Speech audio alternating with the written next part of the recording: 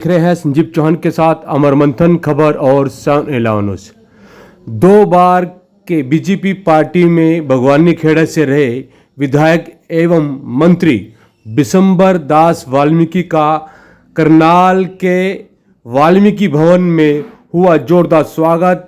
वहां पर तमाम वाल्मीकि समाज के डीएससी समाज के लोगों ने बिशंबर वाल्मीकि को फूल मालाएं पहनाई, बुका दिया और उनका इस कार्यक्रम में पहुंचने पर धन्यवाद किया। आपको बता दें, बिशंबर वाल्मीकि डीएससी समाज के लोगों से करनाल में मिलने पहुंचे।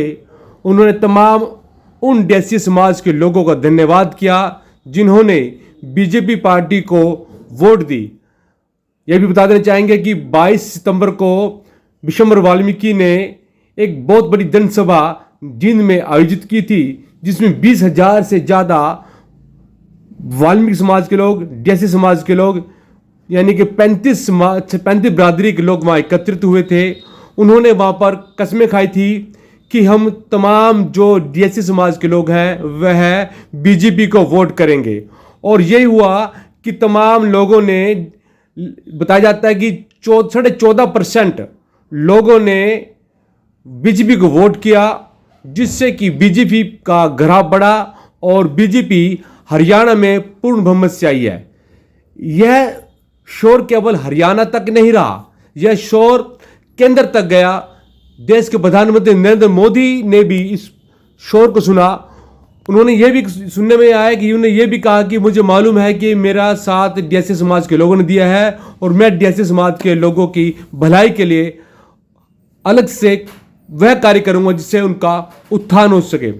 और आइए जानते हैं, देखते हैं प्रेस वार्ता में क्या बोले बिशंबर वाल्मीकि, किस प्रकार से उन्होंने डीएससी समाज के लोगों का धन्यवाद किया। देखते रहे 7/11 अमर मंथन खबर। शुक्रिया। इनको कार्यभार दिया गया। इन्होंने केवल एक ही था कि केवल अपने वर्ग को क्या करना है, डीएससी समाज का। इसमें वाल्मीकि है, धारणा का है, सांसी है, कृति है। 55 सीटों पर जाके इन्होंने काम किया, पूरा काम ये करके आए। आज हमने इनको यहाँ आमंत्रित किया, आप लोग भी आए हैं, इनका धन्यवाद भी है। समाज बड़ा खुश है, इनके प्रयास से बीजेपी सत्ता में आई है। बिशंबर वाल्मीकि उत्साहित भी है, सभी के मनों में एक खुशी की लहर भी है।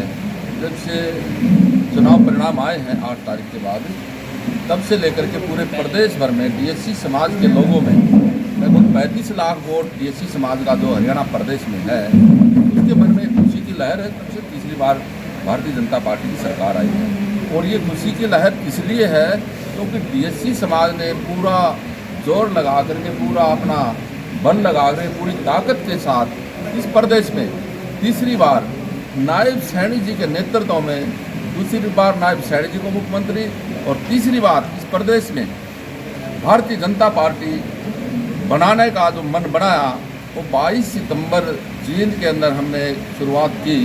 हमारे साथ धर्मवीर डावला जी उस समय एक डीएससी रथ लेकर के पूरे प्रदेश भर में घूमे और उस रथ के ही ऊपर बैठ कर के सभी लोग डीएससी समाज के जितने योद्धा थे यहाँ बैठे, धर्मवीर डावला जी बैठे हैं, जोगेंद्र जी हैं, सभी लोग यहाँ बैठे हैं, सुभाष जी बैठे हैं।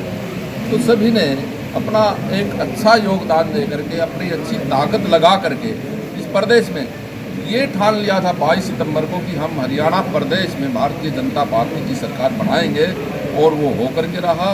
लास्ट में हमने अंत में जिस दिन चुनाव प्रचार खत्म था, उस दिन हमने लाडवा में माननीय मुख्यमंत्री जी के चुनाव क्षेत्र में लाडवा में आलीशान होटल में वहाँ एक इंडोर मीटिंग करके एक अच्छी संख्या के साथ मैंने वहाँ डीएससी समाज से अपील करके, पूरा आह्वान करके एक वोट भारतीय जनता पार्टी के पक्ष में पड़े।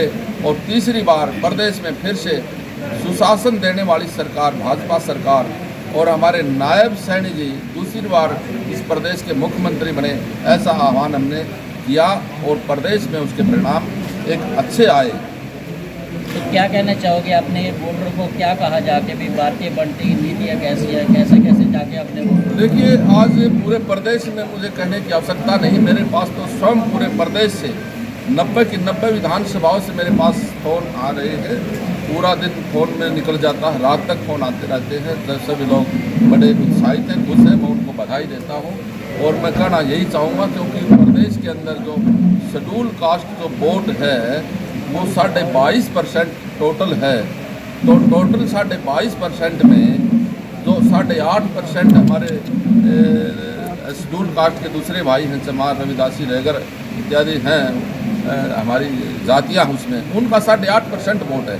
बाकी 14% वोट जो है वो DSC समाज का है। लगभग 42 जातियाँ यहाँ बैठे भी हैं लोग, वहाँ हमारे पास इसी बैठे हैं जिन्होंने पूरा जोर लगा करके भाजपा को वोट दिया है। और ये पहली बार ऐसा हुआ है 1952 से लेकर के, अगर DSC का वोट एक तरफा किसी को पड़ा है तो 2024 विधानसभा चुनाव में भारतीय जनता पार्टी को पड़ा है। और 8 तारीख को जिसका परिणाम आप लोगों के सामने आया है, मैं आपको बताना चाहता हूँ, एग्जिट पोल मैंने भी सुबह देखी 8 तारीख को, तो वहाँ 72 तक रुझानों में कांग्रेस पहुँच गई। और मीडिया के लोग, आज तक चैनल, इंडिया TV, जहाँ भी मैंने देखा, सभी तो एग्जिट पोल ये बता रहे थे हरियाणा प्रदेश में कांग्रेस की सरकार बनने जा रही है। लेकिन विशंबर वाल्मीकि ये सोच रहा था ये परिणाम गलत हो सकते हैं, शाम तक हम रिजल्ट देख पाएंगे, क्योंकि मुझे अंदाज़ा था, क्योंकि हम लगभग 55 सीटों पर हमारा जाना हुआ, टेलीफोन के माध्यम से, व्हाट्सएप के माध्यम से DSC समाज के लोगों को एक अग्रेसिव करके, एक जागरूक करके मैंने कहा एक एक वोट भारतीय जनता पार्टी को दो। भाजपा एक ऐसी पार्टी है DSC समाज का भला कर सकती है और वो करेगी। मैंने आश्वासन भी दिया, मैंने जीत में अपनी गारंटी भी दी है, मैं गारंटी लेता हूँ DSC समाज के सामने। और वो वोट दिया भारतीय जनता पार्टी के पक्ष में दिया, जिससे आज परिणाम एक अच्छे आए, बहुमत से हमारी सरकार आई है। और फिर से जब मंत्रिमंडल का विस्तार हो जाएगा, फिर से काम उसी तरह बिना भेदभाव के, बिना पर्ची खर्ची की नौकरियां मिलेंगी। वो लोग तो जो है पर्ची खर्ची पर नौकरी देने की बात करते थे, उनके विधायक सरेआम बोलते थे 50 वोट कोई देगा तो उसको नौकरी देंगे, लेकिन जनता ने ठान लिया था ये लोग तो फिर वही कुशासन ला करके खड़ा करेंगे इस प्रदेश में। इसलिए दोबारा से तीसरी बार हम भारतीय जनता पार्टी की सरकार बनाएंगे, जिसमें DSC समाज का अहम योगदान है। और मैं आप सभी चैनलों के माध्यम से उस DSC समाज का हाथ जोड़ करके और मस्तक झुका करके मैं उनका आदर स्वीकार करता हूं, उनको नमन करता हूं, उनको नमस्ते करता हूं और मैं उनको बधाई देता हूं। सरकार को भी मैं DSC समाज की तरफ से बहुत बहुत शुभकामनाएं देता हूं, बधाई देता हूं। बिल्कुल दिसंबर जी, आपकी जो सहयोग रहा है DSC समाज का, केंद्र तक इसको डंका बजता सुनाई पड़ा है। देखिए, ये जनता जनार्दन है, जनता की आवाज़ भगवान की आवाज़ होती है, भगवान सर्वोपरि है। तो मैं समझता हूँ ये पूरे देश भर में, मुझे ऐसा लगता है आने वाले समय में ये जो DSC का है पूरे देश भर में लागू होगा और जिससे DSC समाज का भला होने वाला भी है। मुझे इस बात की पूरी राज्यसभा का आपको क्या पद मिल सकता है, क्या आप प्रयास कर रहे हैं? अधिकार क्षेत्र की बात नहीं है, ये संगठन की बात है, केंद्रीय नेतृत्व की बात है, प्रदेश नेतृत्व की बात है। मैं इस बारे में कुछ नहीं कहूँगा, नो कमेंट। कुछ होना चाहिए सर, होना चाहिए। सवाल क्यों उठते हैं ये ऐसा हो गया, मशीन में करते रहते हैं, इस तरह की पार्टी आरोप लगा जो रोना रोते हैं ये लोग। देखिए, मुर्दा जब उठ जाता है तो उसके बाद रोआरंगी चलती है। इन लोगों की आदत है, ये EVM को खराब बताएंगे। 37 सीट कहाँ से आ गई? अगर ऐसी हमारी मंशा होती तो 37 भी नहीं जाती, वो कहाँ से आई 37 सीट? ऐसा कुछ नहीं, निष्पक्ष चुनाव हुआ है और इलेक्शन कमीशन ने अपनी भूमिका जो निभाई है, प्रदेश का जितना भी प्रशासन इसमें लगा है उसको मैं बधाई देता हूं। और विशेषकर जो DSC समाज के लोग हैं उनको मैं बहुत बहुत बधाई, शुभकामनाएं देता हूँ। दीपेंद्र हुड्डा से एक प्रेस कॉन्फ्रेंस में मैंने पूछा था कि अगर आपकी सरकार आती है तो वाल्मीकि समाज को क्या आप सिक्योरिटी देते हैं, वो गाड़ी लेके भाग गए, कोई जवाब नहीं दिया। उनको ये पता था नहीं, वाल्मीकि समाज DSC समाज के लिए तो कोई सिक्योरिटी है नहीं उसके पास से। ये सिक्योरिटी है तो सिर्फ और सिर्फ भारतीय जनता पार्टी के पास है।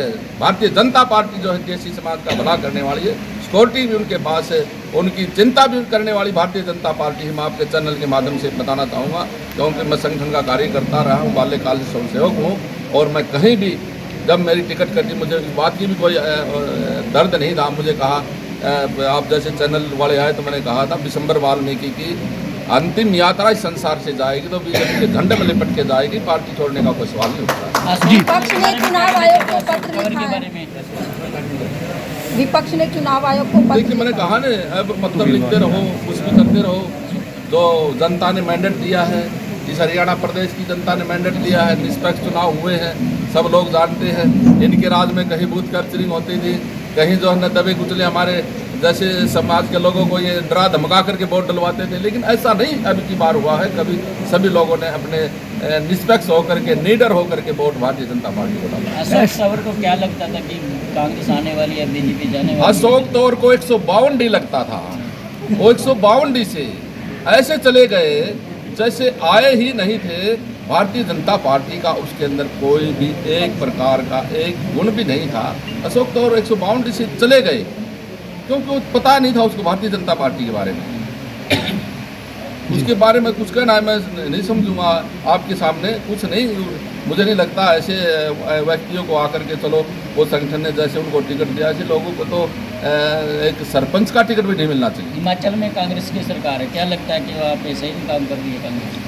अब देखिए वहाँ हिमाचल के बारे में मैं कुछ नहीं कहूँगा। हिमाचल की बात तो हिमाचल में ही चलेगी। हम तो हरियाणा प्रदेश के रहने वाले लोग हैं, हरियाणा के बारे में आप पूछ ले सकते हो। सर, आरक्षण रूपी जो आरक्षण के अंदर आरक्षण मिलना था, जो न्याय का सुप्रीम कोर्ट आदेश थे, वो आज निकल चुका है, पूछ रह गई है। उस पूछ को जोड़ने के लिए क्या आप अपना योगदान देंगे ताकि वंचित लोगों को आरक्षण मिल सके?